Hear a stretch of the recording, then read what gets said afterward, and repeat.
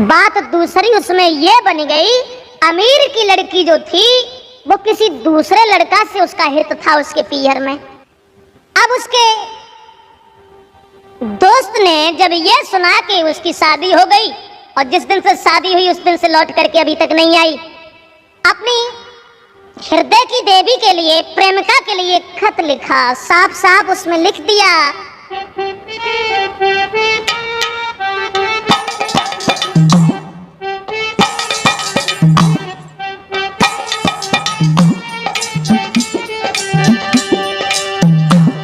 उस लड़का ने लिखा, प्रणाम मेरी स्वीकार करो, स्वीकार स्वीकार करो, मेरे दिल में हरदम बसने वाली।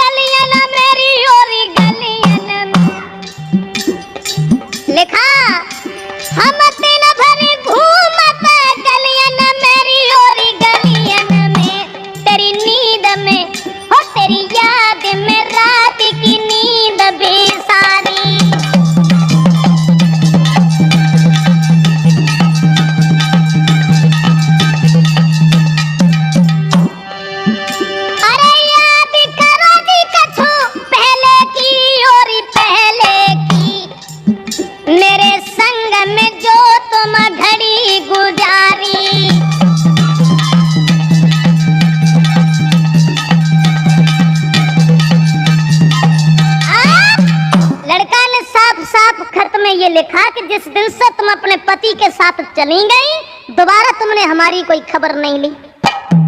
दोस्तों, खत जाकर के जब लड़की के पास पहुंचा तो उस अमीर की लड़की ने उसका जवाब देते हुए ये कहा, देखो अभी तक तो ये था कि मैं स्वतंत्र थी, अब बात ये है कि मैं परतंत्र हूं। मेरे पति, सास, ससुर सबका अधिकार मेरे ऊपर है। आप एक काम करना, हमारा तुम्हारा भी प्रेम अमर बना रहे।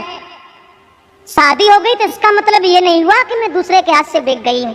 मैं तुम्हें आश्वासन देती हूँ कि तुम जहाँ कहोगे मैं वहीं आऊंगी, लेकिन बात यह है कि चिट्ठी में, पत्र में तुम हमारे लिए हमारा कोई नाम लिख करके नहीं भेजोगे, ना अपना नाम डालोगे। दोस्तों, पत्र उसी तरीका से आते रहे। लड़का को जब किसी तरीका से चैन नहीं पड़ा तो नेताजी फिर बाद में एक बात और लिखी कि अब चली तो गई हो तुम, अब मेरी वो दशा है कि बैठ के गम की तन्हाइयों में, हो बैठ के गम की तन्हाइयों में तेरे बारे में सोचता हूँ।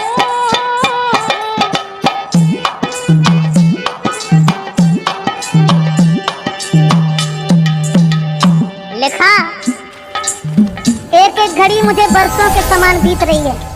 वो वक्त याद आ रहा है जब हम और तुम साथ साथ रहा करते थे। बैठ के गम की तन्हाइयों में तेरे बारे में सोचता हूँ, सामने रख के तस्वीर तेरी, सामने रख के तस्वीर तेरी, तुझे जी भर के देखता हूँ।